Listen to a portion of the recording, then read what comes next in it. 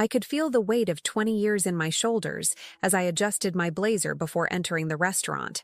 The familiar scent of success, a mix of expensive perfume and the subtle tang of power, wafted through the air.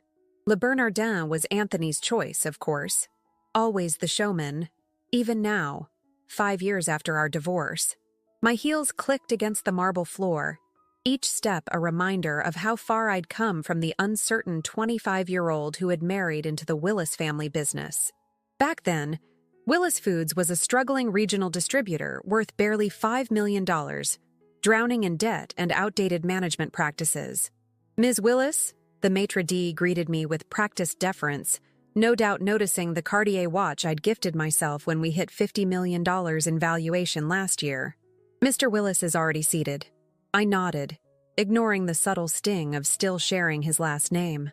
After the divorce, keeping it had been a business decision, not an emotional one. The name carried weight in our industry now, weight I had built, brick by painstaking brick. As I approached our table, I saw them. Anthony, silver-haired and smug in his Tom Ford suit, and beside him, Ariana, his new wife, 30 years his junior and watching me with cool appraisal in her eyes. Her red dress was designer, her diamonds flawless. I recognized the look of someone who thought they'd already won. Catherine?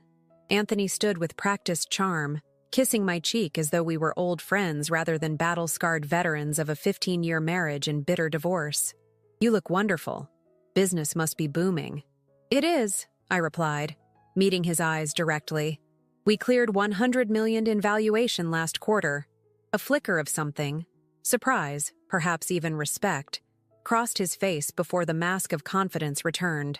The $100 million milestone was news, even to him. I'd kept that information close, knowing this meeting was coming. Congratulations, he said, gesturing to Ariana. Have you met my wife? Ariana has an MBA from Wharton. She's been giving me some fascinating insights into the business. Ariana extended a manicured hand. Catherine, finally. Anthony speaks highly of your determination. I smiled, recognizing the thinly veiled condescension. Determination is certainly one ingredient in the recipe. The waiter appeared with champagne, Dom Perignon, Anthony's standard choice when he wanted to impress, and poured 3 glasses. To success, Anthony toasted, his eyes gleaming with something I recognized from our marriage. It was the look he got before he thought he was about to win. I sipped the champagne, saying nothing, watching him over the rim of my glass. 5 years ago, when Anthony had walked out, citing irreconcilable differences while moving his assistant into a penthouse apartment, I'd been devastated. Not just by the betrayal, but by the timing. We'd just secured a major contract that would put Willis Foods on the national map. So, Anthony said, setting down his glass with a decisive clink, I wanted to discuss the future of Willis Foods. I'm listening, I replied, keeping my voice neutral despite the sudden tension in my shoulders. The board and I have been talking, he began, and my stomach tightened. Though I ran day-to-day operations as CEO, Anthony had maintained his position as chairman after the divorce, a concession I'd made to keep peace during a critical growth phase. We think it's time for fresh leadership, he continued, reaching for Ariana's hand. Someone with new ideas, modern perspectives. I felt the blood drain from my face as his meaning became clear. And you believe that person is Ariana? Anthony smiled, the same smile he'd used when telling me he was leaving. Ariana has impressive credentials. The board is excited about her vision for international expansion. The board hasn't met this month, I replied evenly, though my heart was hammering. When exactly did these discussions take place? Anthony waved his hand dismissively. Informal conversations, but unanimous support. We're thinking you might appreciate stepping back into an advisory role. Less stress, more time for whatever it is you'd like to pursue. I looked between them, Anthony's smug confidence, Ariana's barely concealed triumph, and something cold and clarifying washed over me. After everything I'd sacrificed, the nights spent poring over contracts, the client relationships I'd cultivated, the innovative supply chain model I'd developed that had transformed our company. He thought he could simply replace me with his new wife? I see. I said, reaching for my purse. I extracted a slim folder and placed it on the table. Before we continue this conversation, you might want to review these documents. Anthony frowned, opening the folder with obvious reluctance. As his eyes scanned the first page, his expression shifted from confusion to shock to something approaching fear. "What is this?" he asked, his voice suddenly hoarse. "That," I said, taking another sip of champagne, "is why you might want to reconsider your plans for my future with the company." Ariana reached for the papers, but Anthony's hand closed over them. "Not now," he said sharply, and I saw a flash of surprise in her eyes at his tone. The tension around our table was thick enough to cut with a knife as Anthony stared at me, trying to process what he'd just read. What he couldn't possibly have anticipated was how thoroughly I'd prepared for this moment. Because 5 years ago, when he'd walked out, I'd made myself a promise. Never again would Anthony Willis have the power to blindside me. But as his face paled, reading through the documents that detailed exactly what I knew and when I'd discovered it, I realized there was something Anthony hadn't counted on, something that would change everything about his carefully laid plans, and he had absolutely no idea what was coming next. I still remember the exact moment when I realized Anthony was trying to steal the company from under me. 6 months ago, on a rainy Tuesday afternoon, an unmarked envelope had appeared on my desk. Inside was a copy of board meeting minutes, a meeting I had never been informed about. "What is this?" I had asked my assistant, Megan, who looked as confused as I felt. It was delivered by courier, no return address. Her eyes had widened as she scanned the document over my shoulder. "Ms. Willis, this says they discussed replacing you as CEO." My blood had run cold as I read through the minutes. Anthony had convened a special session with 3 board members, all old friends of his father's, to discuss leadership transition concerns. The language was carefully coded, but the intent was clear. They were building a case against me. That night, alone in my home office, I'd pulled out old financial records, tracing the company's growth trajectory since I'd taken over active management. The numbers told an undeniable story. Under my leadership, Willis Foods had grown from a struggling regional distributor to a national powerhouse. I'd secured the Westfield contract that had been our breakthrough moment. I'd developed the proprietary inventory management system that had cut our costs by 22%. I'd personally wooed the investors who funded our expansion into sustainable packaging. And now Anthony wanted to hand it all to his new trophy wife. The betrayal cut deep, but it also awakened something in me. A cold, calculating resolve I hadn't known I possessed. If Anthony wanted war, I would give him one. But I would fight smarter, not harder. My first call had been to Donald Duncan, an old college friend who had become one of the most respected forensic accountants in the country. "I need you to look at something for me," I told him, discreetly. What Donald uncovered over the next few weeks had been both shocking and, in a strange way, vindicating. For years, Anthony had been skimming from company accounts, small amounts, cleverly disguised as consulting fees to shell companies. Nothing that would raise immediate red flags, but substantial when added up over time. More damning were the emails Donald recovered, showing Anthony had been in talks with our main competitor, Archer Foods, discussing a potential merger that would effectively sell off our most valuable assets while securing him a golden parachute. "This is serious, Catherine," Donald had warned. "Not just grounds for removal from the board. This could be criminal." I had stared at the evidence, spread across my dining room table like a roadmap of betrayal. "What would you do?" I'd asked him. Donald had considered for a long moment. "Document everything. Build your case meticulously. Then decide whether you want corporate justice or legal justice." Over the next months, I'd done exactly that. Working with a small team I trusted implicitly, Megan, Donald, and Diana Moss, a brilliant attorney who specialized in corporate governance. I'd built an airtight case against Anthony. We documented every suspicious transaction, every undisclosed meeting, every conflict of interest. What Anthony didn't know, what he couldn't have known, was that 2 weeks ago, I'd met privately with the 4 other board members, sharing carefully selected pieces of evidence. I'd watched their faces move from disbelief to anger to grim resolution. We had no idea, Gerald Matthews, our longest-serving board member, had said, his face ashen. "Catherine, you have our full support." Now, sitting across from Anthony and Le Bernardin, watching him flip through the folder containing just a fraction of what I knew, I felt strangely calm. The folder didn't contain everything, just enough to let him know that I was aware of his scheme with Archer Foods, the offshore accounts, the fabricated performance reviews he'd been building against me. "This is nonsense," he finally said, closing the folder with a snap. "Taken out of context. Misconstrued." "Is it?" I interrupted. "Because the board doesn't think so." The color drained from his face. "What do you mean?" "I mean, I've already spoken with Gerald, Patricia, Michael, and Sanjay. They've seen the evidence, all of it, not just this sample. There's an emergency board meeting scheduled for tomorrow morning." Ariana looked between us, confusion evident on her face. "Anthony, what's going on? What's in that folder?" Anthony ignored her, leaning toward me. "Catherine, be reasonable. Whatever you think you've found, I'm sure we can explain. Save it for tomorrow." I cut him off. "The board will want to hear your explanations, as will the SEC, potentially." At the mention of the Securities and Exchange Commission, Anthony's composure finally cracked. "You wouldn't I?" I held his gaze. "You were planning to push me out of the company I rebuilt. The company I saved after your gambling nearly bankrupted it 15 years ago."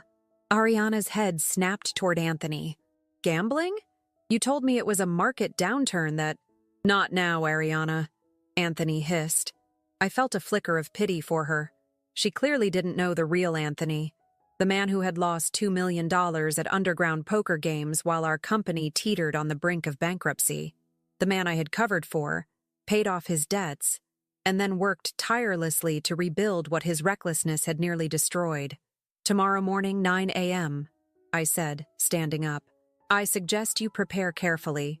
As I turned to leave, Anthony grabbed my wrist. "Catherine, wait. We should talk about this privately." I looked down at his hand until he released me. "We're beyond that, Anthony." I walked out of the restaurant with my head high, feeling lighter than I had in months. The game was in motion now, and Anthony would soon discover just how outmatched he truly was. What I didn't expect was the text message that lit up my phone as I slid into the back of my waiting car. "Catherine, it's Ariana. We need to talk. There's something about Anthony you don't know." I stared at the message, my finger hovering over the reply button. What could Anthony's new wife possibly tell me that I didn't already know? Was this a trap? A desperate ploy from Anthony, using Ariana to try to manipulate me? Or did she genuinely have information I needed to hear? As my driver pulled away from the curb, I made a decision that would alter the course of everything I thought I knew about my ex-husband's betrayal, and potentially change the fate of the company I had sacrificed everything to build. I agreed to meet Ariana at a small cafe in Chelsea, far from our usual business circles. When I arrived, she was already there, her red dress exchanged for jeans and a simple blouse, looking younger and more vulnerable than she had at dinner. "Thank you for coming," she said as I sat down across from her. Gone was the polished confidence she'd displayed earlier. Her hands trembled slightly as she clutched her coffee cup. "You said you had information," I replied, keeping my voice neutral. "I'm listening." Ariana took a deep breath. "First, I need you to know that until tonight, I had no idea about Anthony's plans to remove you from the company. He told me we were meeting you to discuss a new role he wanted to create for me, something in marketing or product development." I raised an eyebrow, skeptical. "You're his wife. You expect me to believe he didn't discuss his plans with you?" "That's just it," she said, leaning forward. "Our marriage, it's not what you think. It's not what anyone thinks." Something in her tone made me pause. "Explain." "Anthony and I met at a charity gala 2 years ago. He was charming, attentive. You know how he can be. But what started as a romance quickly turned into something else." She hesitated, glancing around the cafe before continuing in a lower voice. "About 6 months into our relationship, I discovered something strange. Anthony was receiving regular payments from a company called Archer Ventures." My breath caught. Archer Ventures. A subsidiary of Archer Foods, our biggest competitor. "I confronted him," Ariana continued. "He was angry at first, but then he made me an offer. He said he needed someone with my background and credentials to help him with a business project. If I married him and played along, he would pay me $2 million once it was complete. And what was this project? I asked, though I was beginning to see the outlines of it. To position me as your replacement, she said quietly. Anthony told me you were running the company into the ground, that the board wanted you out but needed a graceful transition plan. He said I would be the perfect figurehead. Young, qualified on paper, easy for him to control from his position as chairman. The pieces clicked into place with sickening clarity. And you agreed to this? Ariana's eyes filled with tears. I needed the money. My mother needs experimental cancer treatment that insurance won't cover. $2 million. It seemed like the answer to a prayer. She wiped her eyes. But I've been having doubts. And after seeing those documents tonight, hearing what Anthony has really been doing, she shook her head. This isn't who I am. I studied her face, looking for deception. Why tell me this now? Why not just walk away? Ariana reached into her purse and pulled out a flash drive. Because of this. I started keeping records months ago, just as insurance, in case Anthony tried to back out of our deal. Recorded conversations about the arrangement with Archer Foods. Emails he forwarded to me about his plans for the company after you were gone. Bank statements showing the payments from Archer Ventures. She slid the flash drive across the table. I didn't sign up to help dismantle a company that employs hundreds of people. And I didn't know about the gambling, or that you were the one who saved the company years ago. I picked up the flash drive, turning it over in my fingers. If what you're saying is true, this is corporate espionage. Anthony wasn't just trying to push me out. He was selling us to the competition. Ariana nodded. Archer plans to strip Willis Foods for its client list and distribution network, then dissolve the rest. Anthony gets a payout and a position on their board. A cold fury settled in my chest as I absorbed this information. Anthony wasn't just betraying me. He was betraying every employee, every supplier, every partner who had helped build Willis Foods. What do you want in exchange for this? I asked Ariana, still cautious. A clean break, she answered without hesitation. I'll testify to everything I know if needed, but then I want to disappear from this situation. No publicity, no scandal attached to my name. And, she hesitated, I still need money for my mother's treatment. I considered her request. The information she was offering could be invaluable, potentially saving the company from Anthony's scheme. But I had been deceived before. I'll need to verify what's on this drive first, I told her. If it checks out, I can arrange for your mother's medical expenses to be covered through the Willis Foundation. As for the rest, your testimony for your anonymity, that seems fair. Relief washed over Ariana's face. Thank you. There's one more thing you should know. She hesitated, seeming to weigh her words carefully. Anthony has a meeting scheduled with Archer's CEO tomorrow morning, before your board meeting. I think they're planning to finalize their arrangement. This was a complication I hadn't anticipated. If Anthony signed any agreement with Archer before the board could remove him.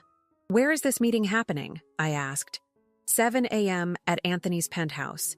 The Archer CEO is flying in specifically for this. I checked my watch. It was already past midnight. I needed to move quickly. Thank you for this information, I said, standing up. I suggest you don't go home tonight. Anthony will know you've spoken to me. Ariana nodded, looking both relieved and frightened. I've already booked a hotel room. As I left the cafe, my mind was racing. The board meeting was scheduled for 9 a.m., but by then, it might already be too late. I needed to act now, to get ahead of Anthony's plan before he could execute it. I called Diana, my attorney, despite the late hour.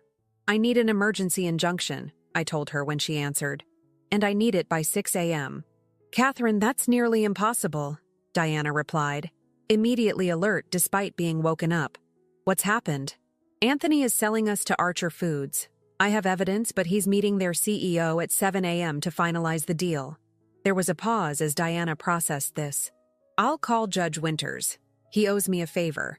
Meet me at my office in 30 minutes with whatever evidence you have. As I directed my driver to Diana's office, I felt a strange mix of emotions. Anger at Anthony's breathtaking betrayal. Vindication that my suspicions had been correct. determination to protect the company I'd rebuilt. But beneath it all was a nagging question. Was I missing something? Anthony was calculating, but he rarely took unnecessary risks. The scheme Ariana had outlined seemed almost reckless in its brazenness. Was there another layer to his plan that even Ariana didn't know about? As the city lights blurred past my window, I turned the flash drive over in my hand, wondering what secrets it contained, and whether they would be enough to save Willis Foods from the man who had once vowed to love and honor me, but who now seemed determined to destroy everything I had built. What I couldn't know then was that the real shock was still to come, and that by dawn, the battle for Willis Foods would take a turn that neither Anthony nor I could have possibly anticipated. Dawn broke over the city as I stood in the hallway outside Anthony's penthouse, flanked by Diana, 2 security officers from Willis Foods, and a court officer bearing the emergency injunction Judge Winters had signed just 30 minutes earlier. The flash drive Ariana had given me had contained exactly what she promised: damning evidence of Anthony's conspiracy with Archer Foods to dismantle our company. "Remember," Diana murmured, "the injunction temporarily freezes Anthony's authority as chairman. He cannot legally sign any agreements on behalf of Willis Foods." I nodded, my heart pounding as I pressed the doorbell. After what felt like an eternity, Anthony's housekeeper answered, her eyes widening at the sight of our group. "Ms. Willis! Mr. Anthony is in a meeting." "This is a legal matter," Diana cut in smoothly, presenting the court order. "We need to see Mr. Willis immediately." The housekeeper hesitated, then stepped aside. We followed her through the marble-floored entryway toward Anthony's home office. Through the partially open door, I could hear voices, Anthony's and another man's, their tones urgent and businesslike. "I don't care about the potential complications," the unfamiliar voice was saying. "This deal needs to be finalized today, before—" Diana knocked firmly on the door, and the conversation abruptly ceased. A moment later, Anthony opened it, his expression morphing from irritation to shock when he saw me. "Catherine, what the hell is this?" "Legal intervention," I replied, stepping past him into the office where a silver-haired man in an expensive suit stood by the window. Victor Archer, CEO of Archer Foods. I'd never met him in person, but I'd seen his picture often enough. "Mr. Archer," I acknowledged him with a cool nod. "I'm sorry to say your trip has been wasted." Anthony's face flushed with anger. "This is a private meeting. You have no right to barge in here." "Actually, she does," Diana interrupted, handing him the court order.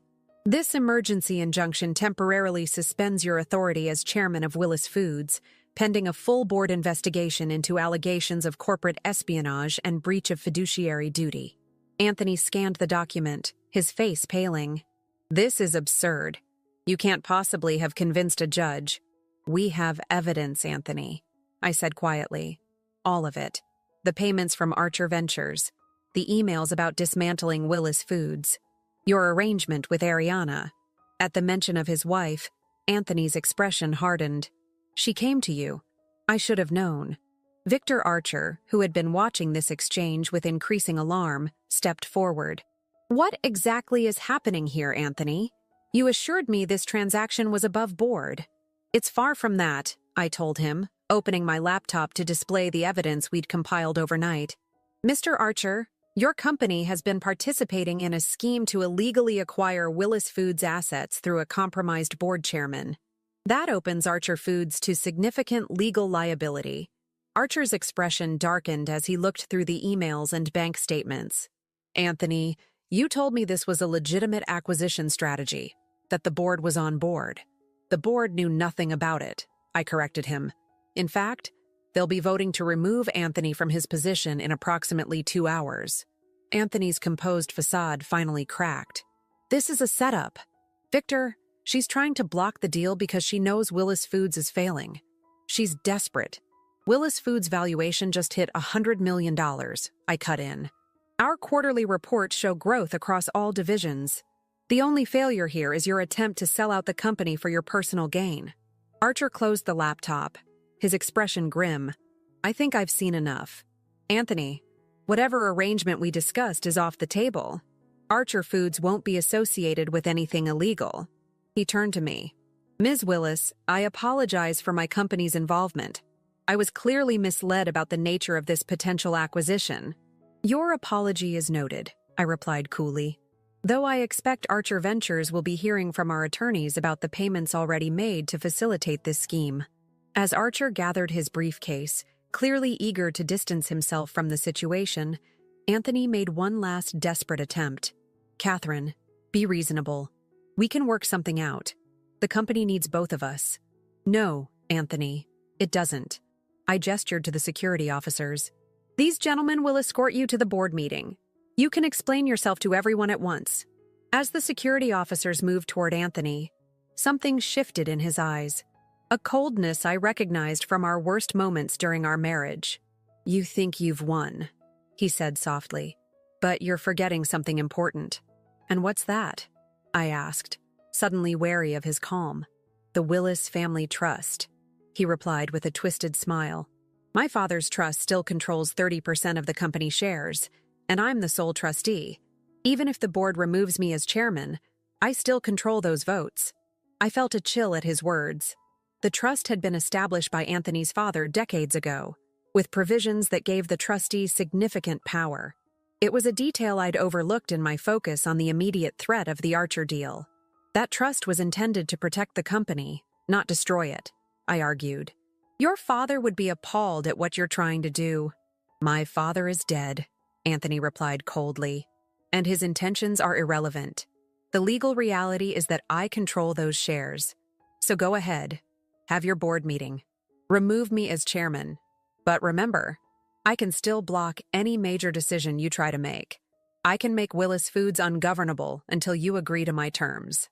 For a moment, the victory I'd felt moments ago wavered. Anthony was right. The trust shares gave him significant leverage, even without his board position. I'd stopped the immediate threat of the Archer deal, but the longer war for control of Willis Foods might still be in jeopardy. But then I remembered something. A conversation from years ago when Anthony's father was ill and we were reviewing the company's legal structures. A conversation about the trust's provisions that Anthony had never been part of. I smiled slowly, the tension leaving my body. You're bluffing, Anthony. You haven't read the full trust document in years, have you? A flicker of uncertainty crossed his face. What are you talking about? I know what's in my father's trust. Do you? Because I had a very interesting conversation with your father before he died, about a provision he added in the final amendment, one that you apparently never bothered to review. Anthony's confidence visibly faltered. What provision? The moral turpitude clause, Diana interjected, clearly following my lead. It states that if the trustee engages in illegal activity that threatens the company's interests, trusteeship transfers automatically to the next eligible family member. There are no other family members, Anthony scoffed, but I could see doubt creeping into his expression. No other blood relatives, I corrected him. But the amendment specifically named me as successor trustee in such a circumstance, regardless of our marital status. Your father always did think I was the one with the head for business. Anthony's face went ashen as he realized the implications. If the clause existed as I described, his last leverage point would disappear. The trust shares would come under my control. You're lying, he said, but his voice lacked conviction. That amendment doesn't exist. I turned to Diana. Do you have a copy of the complete trust document with you? Diana reached into her briefcase and extracted a thick folder. Right here, with all amendments certified by the original law firm. As Anthony snatched the folder and frantically began flipping through pages, I felt a wave of vindication. His father had indeed added that provision during his final illness. A safeguard he'd confided to me was insurance against Anthony's worst impulses. At the time, I'd been touched by his faith in me, never imagining how crucial it would one day become. Anthony finally found the page he was looking for, reading it with growing horror. When he looked up, the defeat in his eyes told me everything. It's over, Anthony, I said quietly. The Archer deal is dead. By this afternoon, you'll be removed from the board. And with this evidence of your conspiracy with Archer Foods, the trust shares will transfer to me under the moral turpitude clause. For a moment, Anthony looked truly lost, a man watching everything he had schemed for collapse around him. Then, with a sudden movement, he lunged toward his desk drawer. The security officers moved quickly, restraining him before he could reach whatever he was grabbing for.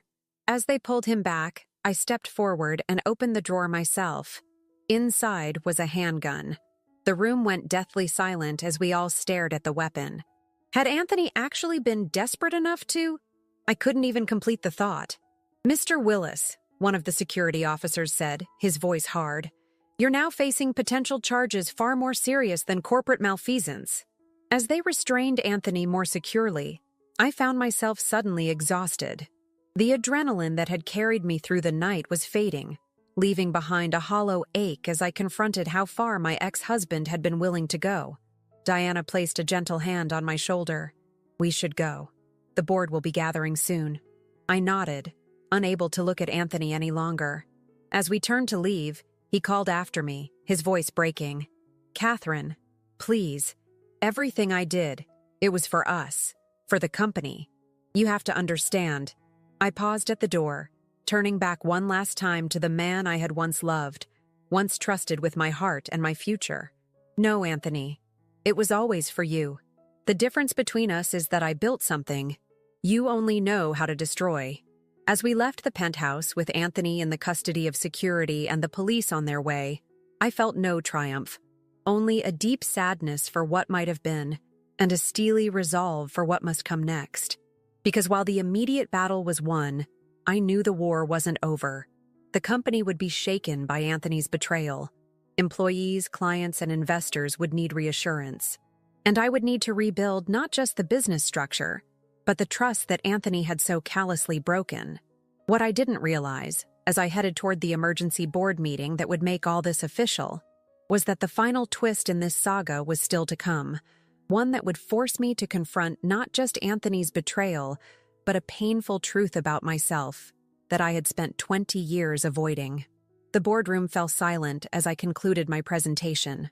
For the past hour, I had methodically laid out the evidence of Anthony's conspiracy with Archer Foods, his financial improprieties, and his plan to dismantle the company we had all worked so hard to build. The documents from Ariana, combined with Donald's forensic accounting findings, told a damning story. Gerald Matthews, our longest-serving board member, removed his glasses and pinched the bridge of his nose. I've known Anthony for 30 years. His father was my friend. I never imagined he would betray Willis Foods like this. The evidence is irrefutable, Patricia Winters, our newest board member, said firmly. We have no choice but to remove Anthony as chairman, effective immediately. The vote was unanimous. In a matter of minutes, Anthony's 2-decade tenure with Willis Foods came to an ignominious end. The board also voted to pursue legal action regarding the misappropriated funds and to invoke the moral turpitude clause that would transfer control of the trust shares to me. Catherine, Gerald said, after the formal business was concluded, the board would like to offer you the position of executive chairwoman in addition to your role as CEO. You've proven beyond any doubt that the future of Willis Foods is safe in your hands. I felt a surge of emotion, vindication, relief, a bittersweet sense of triumph. Thank you. I accept. As the meeting adjourned and board members filtered out, offering congratulations and support, I remained seated, suddenly overwhelmed by the events of the past 24 hours. Diana stayed behind, watching me with concern. You did it, she said quietly. You saved the company. I nodded, unable to speak past the tightness in my throat. 20 years of my life had gone into Willis Foods. 20 years of early mornings and late nights, of missed vacations and postponed dreams. To have come so close to losing it all. I should feel victorious, I finally said. But mostly I just feel tired. Diana understood. It's the aftermath of battle. The adrenaline is wearing off. She paused, choosing her words carefully. Catherine, there's something we need to discuss. About the trust. I looked up, sensing a complication. What about it? The moral turpitude clause will certainly be triggered by Anthony's actions, but there's a legal process involved. Anthony could potentially challenge it in court. I sighed, unsurprised that there might be one more battle ahead. On what grounds? The evidence is overwhelming. Not on the merits, Diana clarified. On procedural grounds. The trust is old, and some of its provisions aren't as clearly defined as we'd like. He could drag this out for months, maybe years. The thought of a prolonged legal battle with Anthony was exhausting. Even with him removed from the board, such a fight would drain resources and attention that should be focused on moving the company forward. "What are our options?" I asked. "There's one pathway that would be clean and immediate," Diana said. "But it's complicated." Before she could elaborate, my phone rang, a number I didn't recognize. I almost declined the call, but something made me answer. Catherine Willis. "Ms. Willis? This is Detective Morales with the NYPD. We have Anthony Willis in custody following the incident at his residence this morning." I closed my eyes, the reality of how far things had deteriorated hitting me anew. "Yes, Detective. Mr. Willis is requesting to speak with you. Normally, we wouldn't facilitate this kind of contact, but he's been insistent. Said it concerns the future of your company." I looked at Diana, who had heard enough of the conversation to guess its nature. She raised her eyebrows questioningly. "I'll come down to the station," I decided, "but I'll be bringing my attorney." An hour later, Diana and I were led to an interview room where Anthony waited, looking diminished in his rumpled suit from the morning. The confident, commanding presence he had always projected was gone, replaced by a hollow-eyed man who seemed to have aged a decade in a day. "You came," he said, his voice hoarse. "You said it concerned the company," I replied coolly. "I'm here to listen, nothing more." Anthony glanced at Diana, then back at me. "Could we speak privately?" "Absolutely not," Diana answered before I could. "Anything you need to say to Ms. Willis can be said in my presence." Anthony sighed, then nodded in resignation. "Fine. I wanted to propose a resolution." I raised an eyebrow but said nothing, waiting. "I won't fight the trust transfer," he said. "I'll sign whatever documents are needed to make the transition immediate and clean. No challenges, no delays." Diana and I exchanged glances. This was exactly what we needed, but Anthony's sudden cooperation seemed suspicious. "Why would you do that?" I asked. "Because I want something in return," he answered. "I want immunity from criminal charges related to the company's finances." So that was it. Anthony had finally realized the full extent of his predicament. The evidence we had gathered went beyond corporate governance issues. It documented financial fraud that could lead to serious criminal penalties. "That's not my decision to make," I told him. "The district attorney—" "They'll consider your recommendation," Anthony interrupted. "As the victim of the alleged crimes, your position would carry significant weight." I studied his face, searching for the manipulative, calculating man I had come to expect. But all I saw was fear and desperation. "There's something else you should know," Anthony added when I didn't immediately respond. "Something I never told you about the early days of Willis Foods." I frowned, suspicious of this sudden need for disclosure.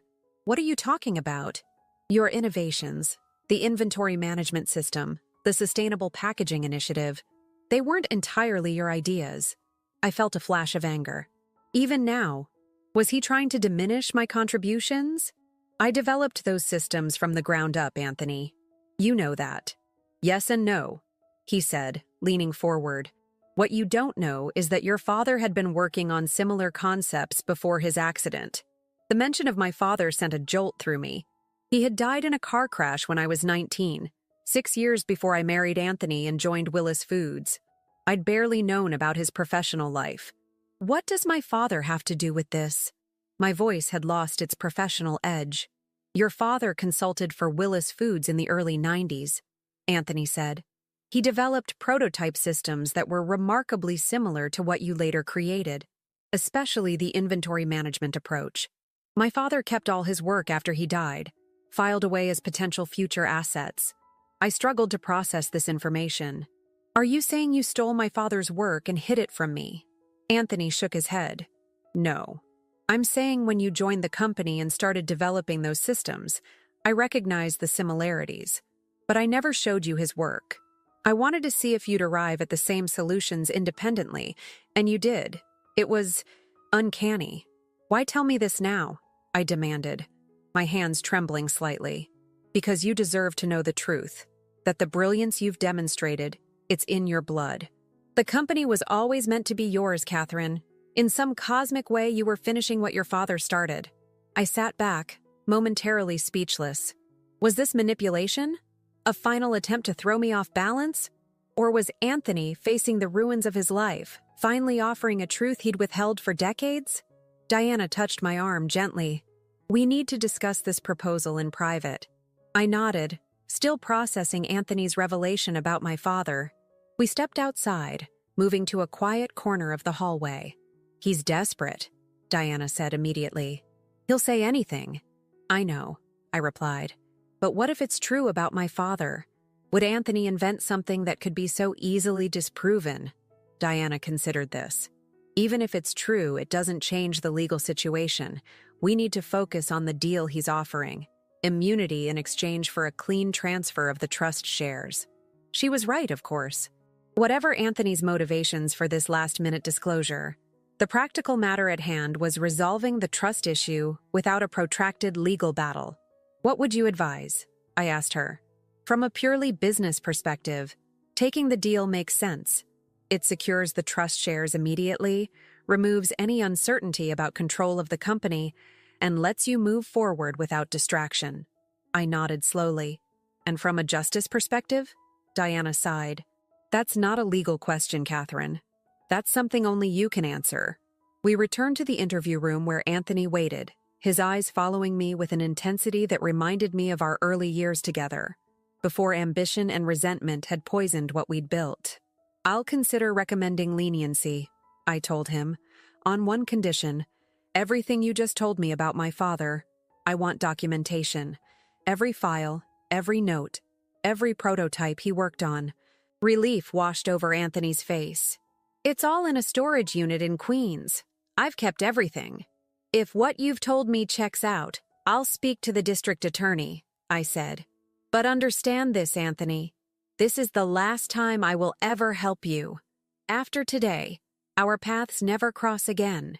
He nodded, a mix of emotions playing across his face.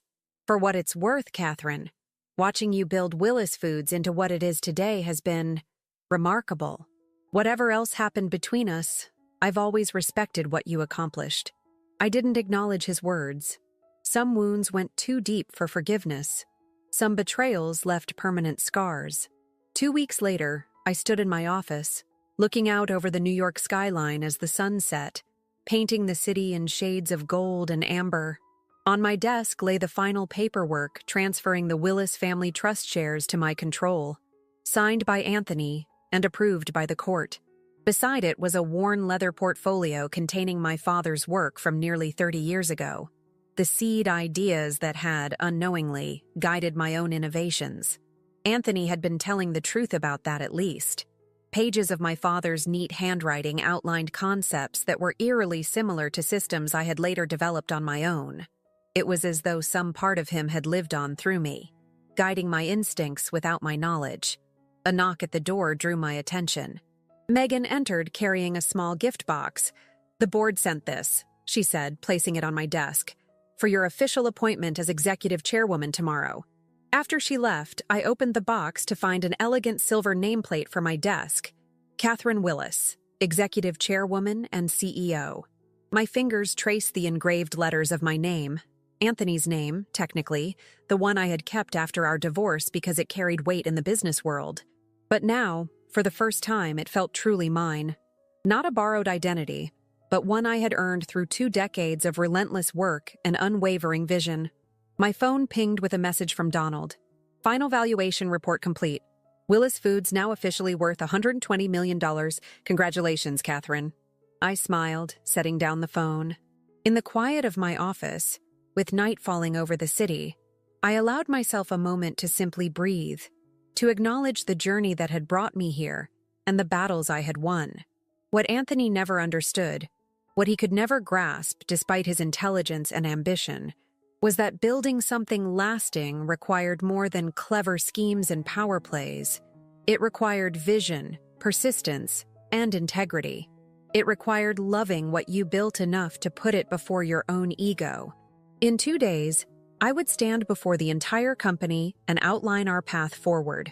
New investments in sustainable packaging, expansion into emerging markets, enhanced benefits for our employees. The future of Willis Foods was brighter than ever, no longer shadowed by Anthony's machinations. As for me, I had discovered something unexpected in the crucible of these past weeks, a sense of peace I hadn't felt in years. Anthony's betrayal had been a final severing of the past, painful, but ultimately liberating. And the discovery of my father's work had given me a sense of connection I had long believed lost.